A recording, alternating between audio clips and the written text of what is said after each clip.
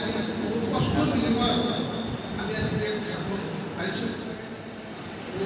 বহুত সংগ্ৰাম কৰি প্ৰায় আজি 1947 চনত 15 আগষ্টত আমি পাইছিলোঁ। এতিয়া স্বাধীনতা পাইছোঁ মানে আমি নিজে পৰাধীন আছিল তাৰ কাৰণে স্বাধীনতা পাইছোঁ।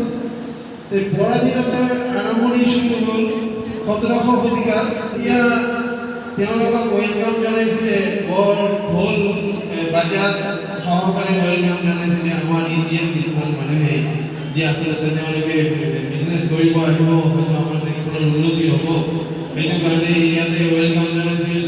আৰু সেইটোৰ ৱেলকামৰ মূল নায়ক আছিল মীৰ জাফৰ।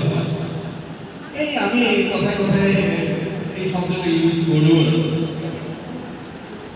আৰু লগতে আৰু এটা মানুহ আছিলে, তেওঁ আছিলে আমিৰ চাঁদ।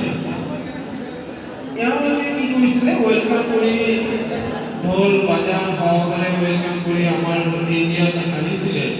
আনাৰ পাছত তেওঁলোকৰ বাহুবল, ধনবল, কুচক্ৰৰ স্বভাৱ, সেইটোৰ কাৰণে তেওঁলোকে মনস্থ কৰিলে আমি ইণ্ডিয়াখনক